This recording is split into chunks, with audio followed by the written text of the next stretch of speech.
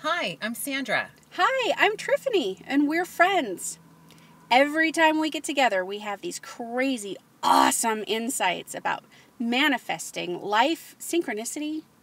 And one day I said, it's too bad we didn't record this because somebody out there could have benefited from hearing this. And that's how this began. We never know what we're going to talk about, but when we do and the magic happens, we want to share it with you. All right, we're live. Awesome. Hey, Tiffany, great to see you again. Good to see you again. Should we check our watch? It's been, I don't know, days. I know, right? Actually, you know what's funny? Speaking of watches, I finally got a battery replaced in my watch. You know, because, right, a lot of times you don't even think about using a watch because you have your cell phone. And I kind of realized the watch still has its use. So I finally got the battery changed in this watch that I have and love and used to wear before having kids and didn't want to spit up on it. And I'm not wearing it. What's up with that? Oh no, I haven't worn a watch in ages. I hadn't even thought about it, but yeah, we don't really wear watches anymore, do we? No, what's on your arm? I thought that was a watch. Did I? It's those Oh, magnetic it's your pretty bracelets. bracelets. Yes. Yeah. No, I was just being a smart ass because I should know you better by now. I have some cool watches too. Like it used to be kind of a neat way to accessorize, right? Like the right outfit, and it doesn't even occur to me. I think now it would almost feel weird. It would take me a while to get used to it. Well, I find that when I'm I'm in meetings with people, I don't like having to keep my phone on the table and having to turn it on to check the time. Yeah, it just feels like it feels a little bit, rude, almost like I'm projecting a feeling of I'm not still present with you. Right. So I think a watch is a little easier, Yeah.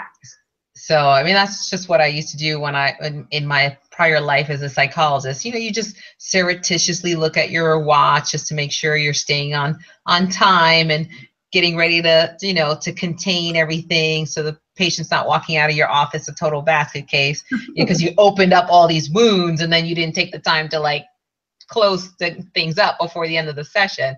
Yeah, there's a process, right? Like you really do. Yeah. And then you have those, I call them doorknob epiphanies, where they have like these epiphanies right as they're leaving. You spend the whole hour and they're not quite sure, everything's fine. And as they're leaving, they're like, oh my God, I can't believe I forgot to tell you. Right? Oh, by the way, my dog died, or getting a divorce. And you're like, whoa, wait. It's going to be some form of like mental block, right? Like they just weren't quite ready to deal with it just yet. That's funny. So tell me how you've been. We're talking quite a lot about some of these changes from the distraction challenge, and you were plugging up your energetic. Yes. Oh my God, the ripple effects from just eliminating one distraction just increased my awareness of other distractions. Can't remember if I'd already mentioned, like I went through Facebook, Twitter, LinkedIn, and just was like, if I don't even remember these people, I don't know who they are, why am I claiming to be friends? So I'm like, clean that up. And now it's kind of extended into like my friendships. And I'm looking at these and I'm like, this person actually doesn't really even know me. They don't, you know what I'm saying? Like they have clear, I'm going to use the word prejudice, but it has nothing to do with my skin color. Right. But like just guidelines as to what they're willing to accept and what they're willing not to accept. And so the part of me that fits their viewpoint is the only part of me that they see. Yes. And so I'm kind of like, and I'm a New Yorker at heart, and and I'm just like, you don't throw that word friend lightly, and I've lived in other states where that does happen, and I've kind of gotten used to it and kind of delineating between friend and acquaintance. And now I'm realizing there are different nuances of friends. That this is a person who, even though they don't know me, if the shit hit the fan, would be there for me. But on the other hand, like, if pure New York terms, this person's not a friend because they don't really know you, the whole you, because they wouldn't accept the whole you. So it's been quite an interesting process on what to eliminate. So that's where I'm at. That's got to be crazy, because then you start really thinking about, like, when you talk about about a box, right, that people are putting you in, when you say they know me in this one way, and it's going to be really hard for them to understand me in any other way, it's got to bring a whole new awareness of, number one, how people perceive you and where they put you. You know, like, you're the mom box, or maybe, you know, maybe it's even more different. You're the single mom box, or the professional box, or the whatever that box is, and never the twain shall meet, right? Like with other boxes. But then I would think too, and I don't know, I'm totally going off of how I would process this. It would make me wonder, where am I putting other people in boxes? Where have I allowed myself to get to know somebody only so far? And then that's my happy hour friend, and that's my marketing friend, and that's, you know, like, where do I do that, and what does that mean? Right. Yeah. That's interesting, you know, and this is almost like a challenge for a follow-up challenge, right? Are you following me here? Because I'm thinking, oh gosh, so the next step to this challenge of removing distractions would be to show up in the world completely authentically and let the chips fall where they may, right? Like, so these friends of mine who have no idea that I'm an energy healer just totally come out. Like, I'm coming out, and we're like, this is who I am. You might not be thrilled with that. Isn't that fascinating? Like, it is kind of, it's almost like the Russian stacking dolls, right? Like the one inside and the one inside and the one inside, because you're right. And the thing is, what I know about you is that you are incredibly authentic. So what's fascinating to me is, I know that whatever role you've shown up in, so maybe it's, you know, the kids at school and this is your mom role, I know in that role there hasn't been anything disingenuous. Right, no. And still, there is this whole other aspect to your life, your character, the way you show up, your integrity, like all of these other things that you haven't, for one reason or another, really made known. And yeah, it is. It ends up kind of being a challenge inside of a challenge. Now, I will tell you, I get it. I totally get it, because I went through something similar when I, you know, over the years been dabbling in dating and dabbling and realized that I wasn't stepping in my whole authenticity either if I wasn't talking about my meditations, my energy work, the way that I see life differently, and the way I impact the world differently, the way I embrace failure, you know, all of those things. That I'm not going to just get into your quagmire because you think your quagmire is the only reality, right? Like, and that was met with either direct opposition or total flight. Like, these guys just ran. So it would be really interesting to see if you did show up in your full glory, if that wouldn't be the easiest filter ever. Because the people who aren't going to get you, they're just not going to pursue anything beyond cookie drop off for the PTA meeting. That's true. That's true. Yeah. It's kind of a scary prospect, though. You know, I mean, when you show up authentically and are rejected for that,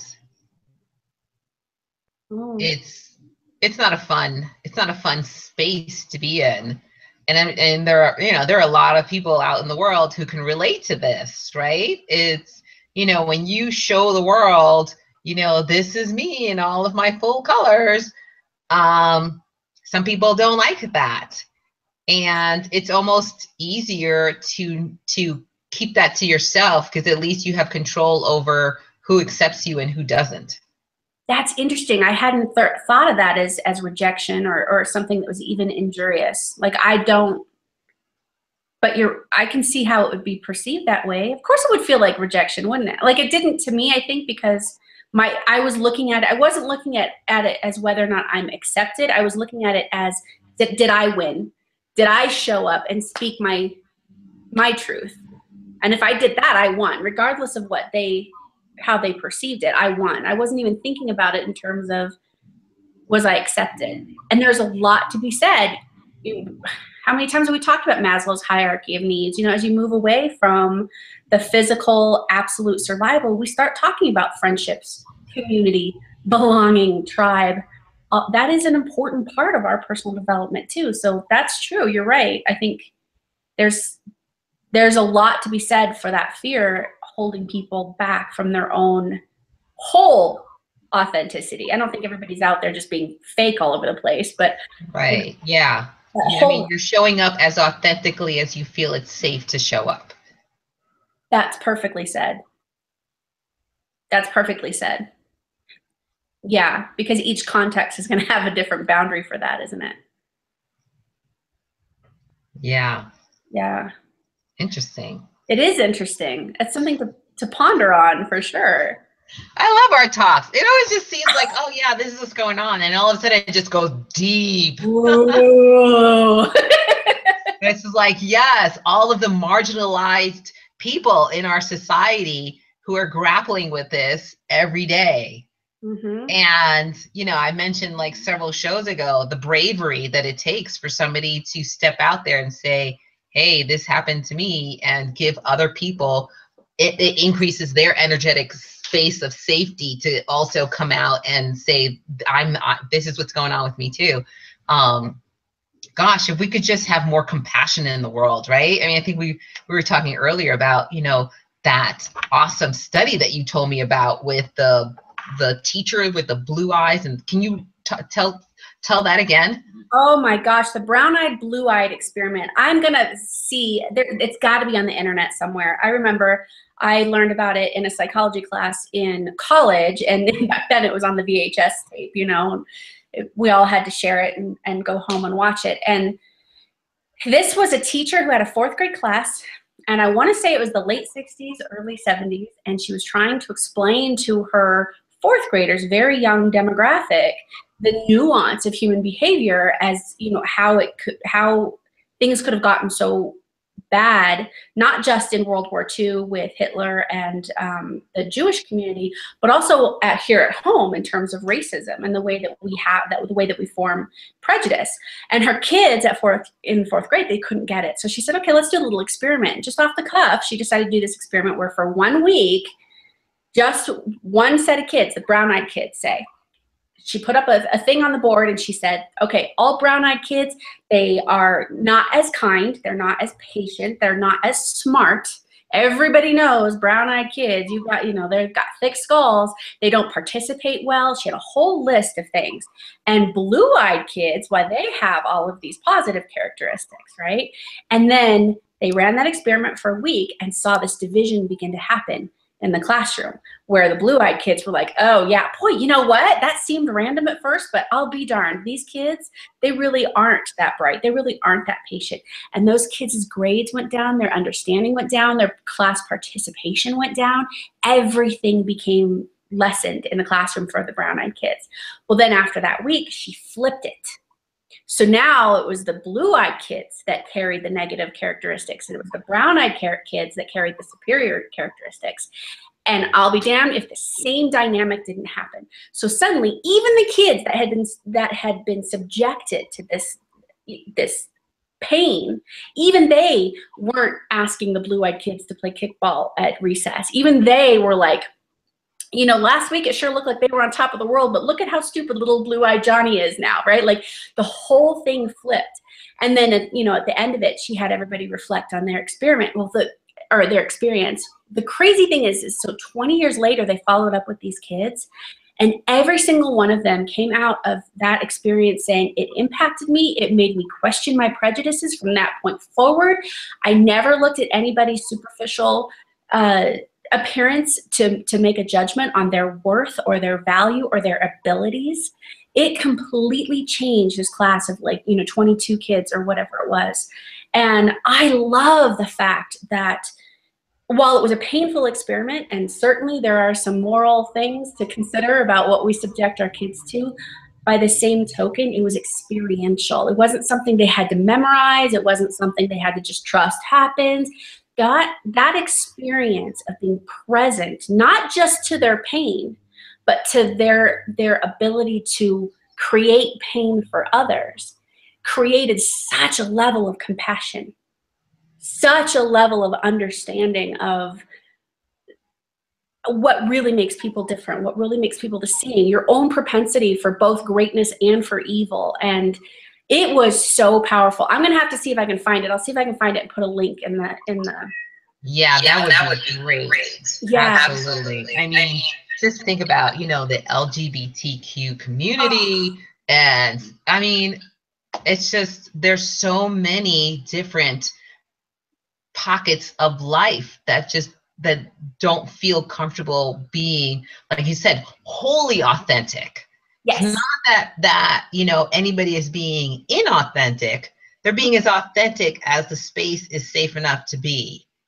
So yeah, the challenge, and I don't know if I'm brave enough to take on that challenge, actually. You know, I salute, you know, the LGBTQ community for having the courage to do that.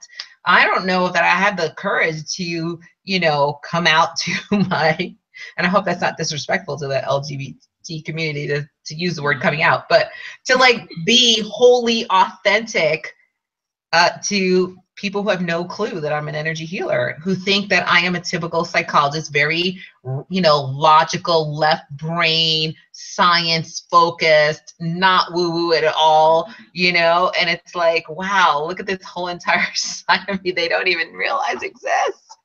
Well, and think of it this way, like if I just realized today that this was a thing. I thought you were like with everybody the way you are with me. So I was so surprised. And on the way home from our lunch, I was thinking about how there are so many people out there looking for permission to believe what their heart knows is true, that we are all connected, that we are all one spirit, that we do have the ability to create our life experience, that we certainly have the ability to shape our beliefs and our ideas, and that shapes our reality. All of those things. There are so many people that actually have dipped a toe in or had some curiosity. There's something that is like calling to them about this as a new way to perceive the world.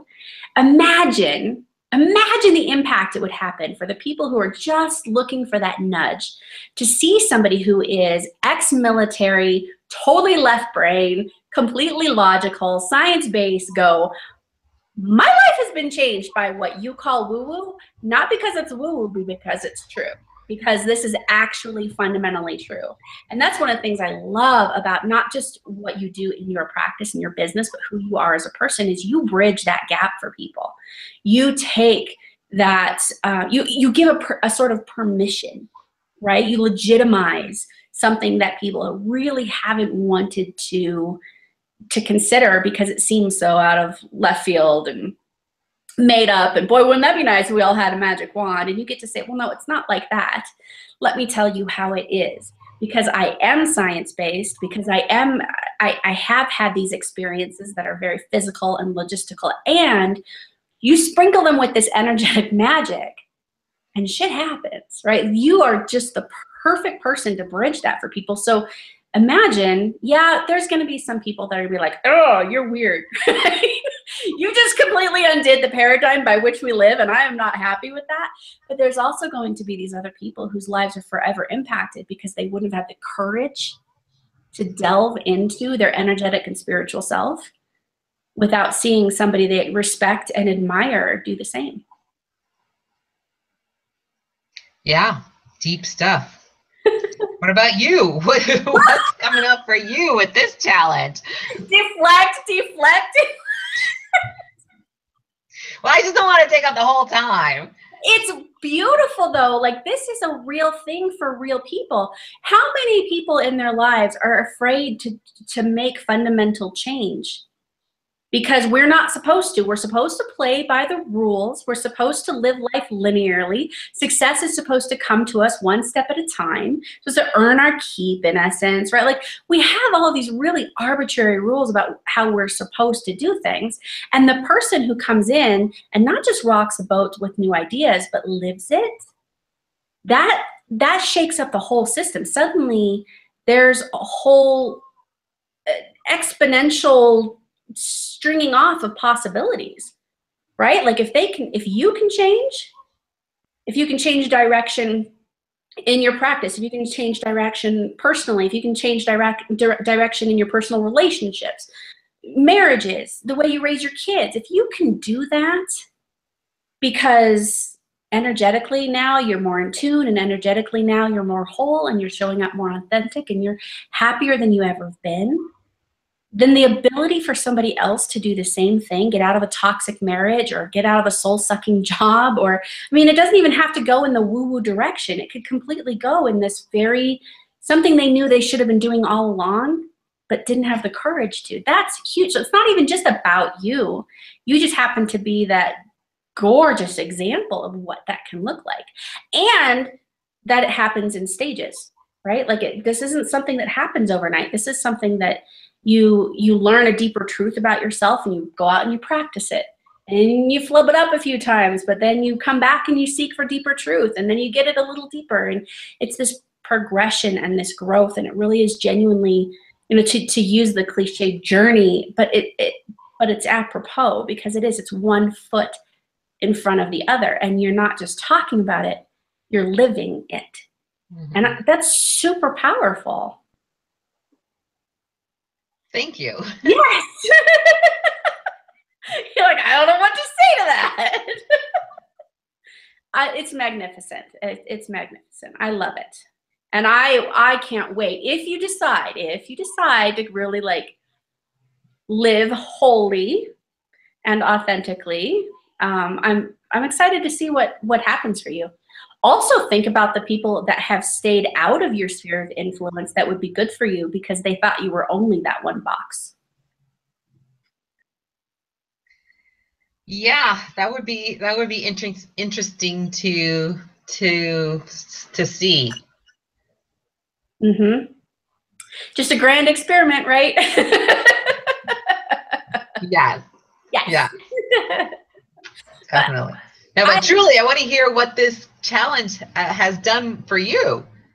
Well, I'm Little Miss Steady Eddie, one foot in front of the other. And what's really fascinating for me is that this has really created some crazy peaks and valleys for me, like, just energetically, and my ability to focus, and my ability to, like, one day I am absolutely in that new space where I'm like, what was I ever afraid of in marketing? This is amazing. This is totally fun. Of course I would put this out there, and it feels very purposeful, and it feels very passionate, and I'm all in.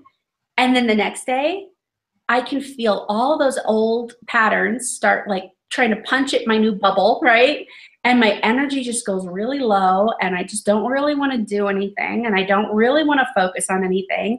And it's almost like these really fast cycles of activity and hibernation. And what I've noticed for myself is that if I start playing the tape that says, Triffany, you never follow through anything, you never finish anything, this is so not true. Clearly, it's not true. But this has been my tape my whole life. You're fickle, you're flighty, you can't finish anything. Those things start to niggle at my brain while I'm in this low space.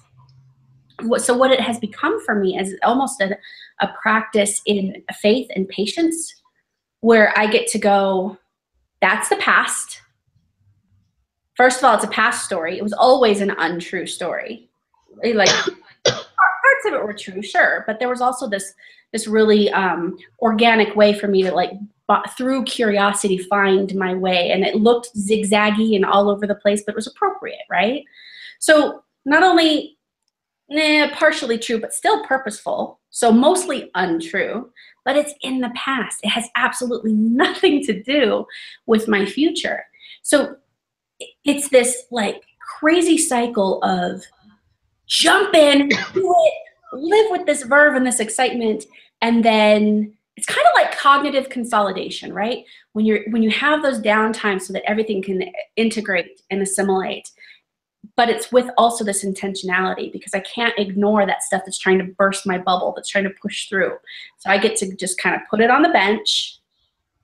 The past, where's my future? My future is a love of what I do, a love of my purpose, a love of shouting about my purpose so that people can find what I do and use these tools to better their life, and walk in faith and with patience. It's just, it's weird. Like that, I don't know that I've ever had rapid fire cycles. Like we all have cycles in productivity, right? This has been rapid fire. It has literally been, there was one day last week where I started out low, not at all focused. And by the end of the day, I could have stayed up till 2 a.m. I was so charged up.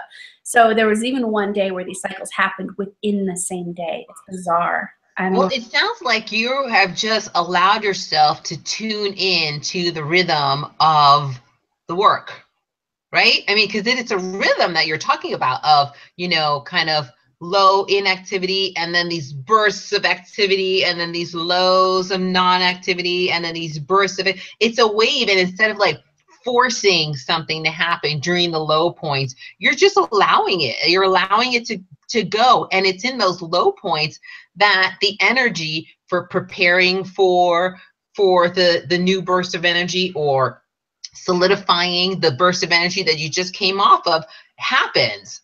And if you push through that, you don't allow it to happen, then your next burst of energy is not as productive, because the preparation work was not allowed to happen. And so I think that's beautiful. I mean, truly, what I'm hearing is you just are going with the flow. It's like, you're just going with the tides of the ocean, and things become effortless. Thank you for that reflection. That is such a keen observation. I wasn't even thinking about it like that. But as you're talking about this, it does remind me of there's a little. It's an infinity cycle that Martha Beck put in one of her books. I think it was Finding Your Way in a Wild New World, where she says the cycle is rest and play. That's it. You get up, you play with all of your puppy excitement, and you're thrilled, and you're so excited to be part of the world. And then you go to sleep, like you eat and you sleep, and that is the rest. And you're so right. And I would have completely missed that if you hadn't reflected that back for me. Thank you. I was just watching it going, that's so strange, but you're right. You're absolutely right. And that's the patience piece, isn't it? It's without being able to be in that low point without judgment and criticism, and all letting that inner critic, that, that voice come in and demean everything that you've done. Yeah. Good catch. Thank you for that. That is fantastic to be in that kind of a space, because I don't know that it's something that you can consciously get into. It's just kind of a flow that you find yourself going with. Yeah, it is. And then it becomes a practice, right? Like when you're in it, don't judge it. Allow for it to happen. And when you're not, don't judge it, because we're meant to be in that cycle. We will come back to that. That it's like a homeostasis of the body, right? Like when the body is constantly trying to get back to what it perceives as your normal point. That's true for everything. That's true for our energy too, and our focus and our purpose and our drive and all of that. So yeah, looking at it as a homeostasis that, we can't really screw it up for too long. We're going to get back there. And the more we fight it, the farther to your point, if you fight it and try to push through, then the next time you're trying to get to that, the next time that opportunity to be back in that flow arises, you doubt it, or you're tired, or you're not perceptive to, can't be present to it because you've been fighting what is while you were out of it. What you said in terms of energy is also true in terms of attention, isn't it?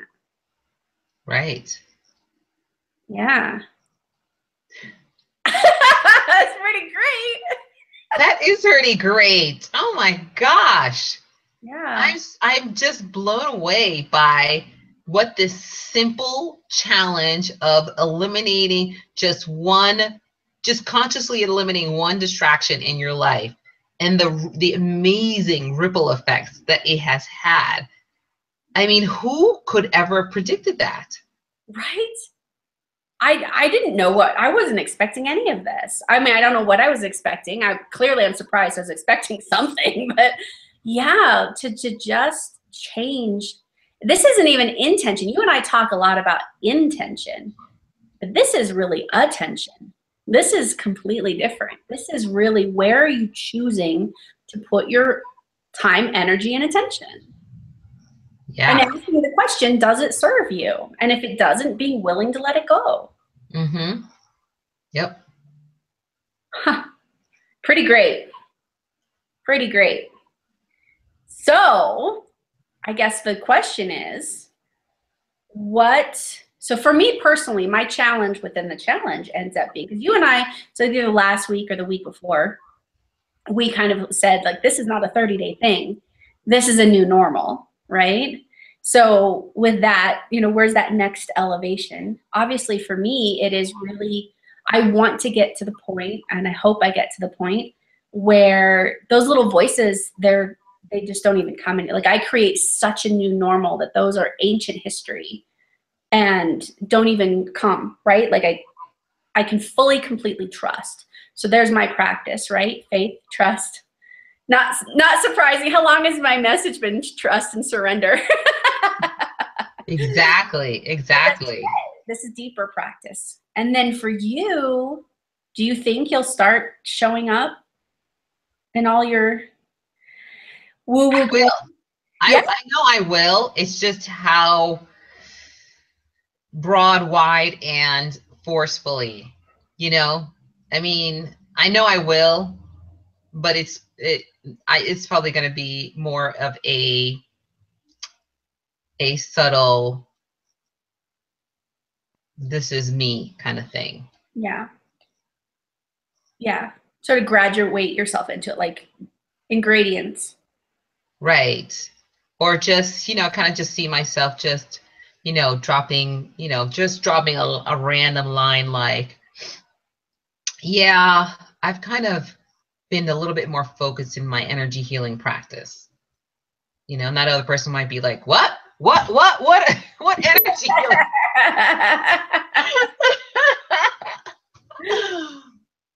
Well, with all of this new bandwidth that you have by plugging up all these energy leaks, you might find it's easier to do than you thought it was. You might find that you just are sort of like called to blah about it, and so you just blah. I mean, it might not be subtle at all. I mean, it could be. I have a feeling, though, this isn't something that is going to require a plan. I think this is going to be something that, as you are fuller and fuller in your energetic bucket, right? Like, as your battery continues to fill itself, it'll just be a natural progression of what you're doing to be like, I can't not talk about this anymore. Like, it is so much who I am that I can't, suddenly it's going to feel inauthentic, right? It's not going to just feel like I'm authentic, but only in this one area. It's going to become so you that just showing this becomes inauthentic to you. Right. Yeah. I'm guessing. I don't know. We'll see. We'll see. But what a great thing to see how this all builds on itself, huh? Mm-hmm. Like you said, one little change inspires this, inspires this, inspires this. Pretty great. Yeah. Well, if you ever have any more brilliant ideas on challenges, I will be glad to share. You know what is so amazing though? Like, I just in passing mentioned it to you, and you were like, I'll do it with you. Okay, awesome. The other day I mentioned it to another friend of mine, and she kind of, what are you doing? Is that through an app? I want to hear all about it. Like, it was like this program that I had created. And I said, no. It's just that, I explained it to her. She's like, I need to do that. So maybe there is something to this, when the timing is right, you just push that boundary. That thing that makes you uncomfortable is where you just start to massage and push and play and pull. And then to the point we were making earlier, it kind of gives other people permission to do the same thing. Like, oh, but it's a hit, right? Like, it's like an intuitive. You didn't even think twice. You're a go-getter. It doesn't surprise me. Like, you don't mess around, but like you didn't even hesitate. I'll do that with you. I loved it. So, oh yeah. No, I saw the potential, just the potential that it had for this kind of change. So it'd be nice for any of our viewers who took on the challenge to like write a comment and let us know what's changed for them, right? Wouldn't that be cool to find out what's going on with other people? Yes, I do. I want to hear other people's stories. And I want to just tell people that, you know, this is going to happen for different people in different ways, right? Consider the fact, Sandra and I are talking about some pretty monumental changes for us. Like, we really noticed a very quick difference. It impacted us at varying levels, you know, from all the way from the conscious to the subconscious. But understand, we've been doing subconscious work, unconscious work, energy work, spiritual. We've been doing this for years and years and years. So if you're taking this challenge on and you've been somebody who has been just head down through survival mode, get those bills paid, you've owned up to all your responsibilities, now you're just starting to go, ooh, what's next? Just understand that any progress you see is monumental progress for you. And don't compare successes as one is greater or one is the other, because your people's first foray into this energetic collective realm, it's unfamiliar, and it's because it's so vastly different than everything we've been taught culturally. It's safer to walk gently into this space. You were just thrown into, be like being thrown into Guam and having no idea what the language is, what the food is, how to navigate, how to do anything. So be gentle with yourselves, but golly, it would be so great to hear their experiences, your experiences. It would be so awesome to hear how it goes. Who knows? Who knows? Maybe we'll have these, like, I don't know. Gosh, it would be great to get people who are doing this stuff together, wouldn't it? You know, like, really, I don't know what. Speaking of getting people together, your Course in Miracles online group is really active. I'm so happy. Oh my gosh, me too. I'm so grateful. We had the best call last week. I say that every time we get together, but last week it was just super powerful. One of the members was really forced through life circumstances to choose fear or faith, you know, fear or love. And she really was like, ooh, this could go either way. And she chose faith, and she kept coming back to this work, and she kept talking to us, and I'll be damned if there wasn't a miracle, 11th hour miracle. I can't even tell, I don't want to just divulge because, you know, it's her private stuff, but it was so powerful. So in her sharing with us, the other people in the group started talking about similar, not nearly as dire as her situation was, but these similar experiences where they were up against an authority at work, you know, and they had a choice to show up the way they always showed up, kowtow and not speak their voice. But they came back to this work and were able to find their voice in a compassionate way where it could be heard. Like, there was just so much talk about the power and strength of surrender. Just letting go the illusion we have any control, letting go the illusion that we have any idea where the miracle is going to come from, letting go the illusion that we know what the miracle is even for, what the next steps are. This really is just a constant exercise in doing the work and then trusting what's next, doing the work, and then it's so cool. Isn't it fun to see how people's lives are, like, they really are, they're participating and talking, and it's impacting in a very real way. When I say real, I mean connected. Like, we are all a community that supports one another now. We are all holding this new reality that we expect miracles, this new reality that we expect abundance, this new reality that we expect this ego space to go ahead and just be on the bench and dissolve and do its thing, that's not our truth. Like, we're stepping into a whole new way of living. And it's so much more powerful. You and I had a great experience that first year. And you and I talked about how much more powerful it is because we had each other. Yes, absolutely. Now with a group, it's even more powerful. What's that phrase from the Bible where two or more gather? Yes. Well, that's the only part of it that I remember. Where two or more gather, I'm like, oh, that works for me. Good enough. Yes, I'll take it. fantastic. Well, that's been the experience. That's super cool. I think I'll keep it going. I don't know really what it's going to end up looking like, but I've noticed that there have been some fun little activities and practices, you know, like with the personifying your ego thing and the abundance thing we did, helping each other change each other's abundance stories. And I feel like there's some things that can be just sort of organically built in as we begin to advance the experiment. So I don't know, it'd be interesting to see what it really comes in. I think we should keep doing it though. Yeah. Yeah. Yeah.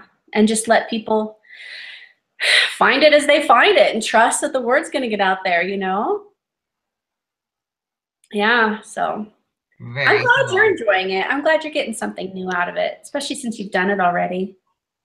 Yes, I've really appreciated some of the transcripts written out of the lessons, because some of the lessons, it's almost like I'm reading them for the first time. It's very interesting. It's like there's no memory of having read that before. Which is crazy because we learn it once and then we have the practice session and then we learn it again. Isn't that nuts? That tells me that there was a time when we did it the first time, there wasn't anything in your life to make it, you know, to apply it or practice it. It really is an ongoing practice, isn't it? It really is. Yeah, it's good stuff. It's good stuff. And I'm farther along in the text now. You know, it's been really neat to the lessons are powerful. I don't even think you really super need the text, but and the stuff in the text, I don't know, I seem to always read the right thing on the right day. Oh, that's awesome. Yeah.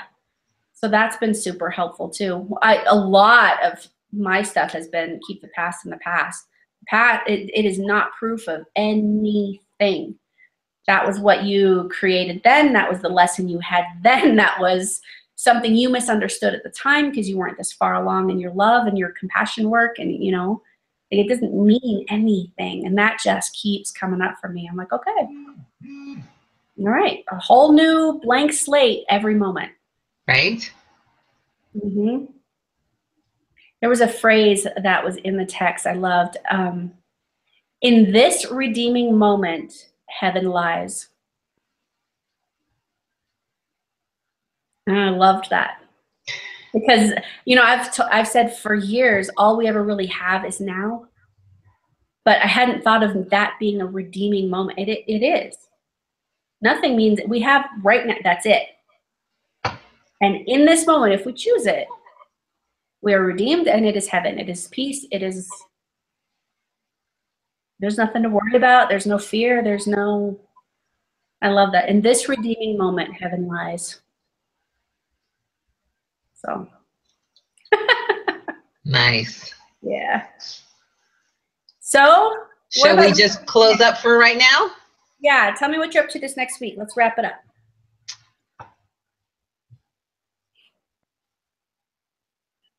Apparently not much. Without all these distractions, all this stuff. Oh my goodness. Yeah, I'm in a place of just I'm just going with the flow with one of these low, like, all right, there's not really much to do here, so sit with it. Perfect. Okay. Well, then I'll see you again on Monday. Oh, and what about you? What do you have going on for the week?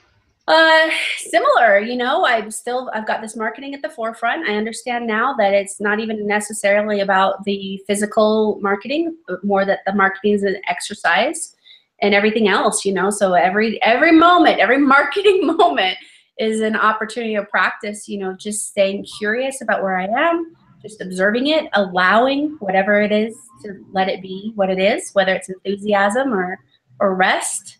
And, yeah, we'll just see what that ends up looking like. Cool. Yeah. Awesome. All right, well, then I will see you next week. Okay, I'll see you then. I love you. Bye-bye. Love you too.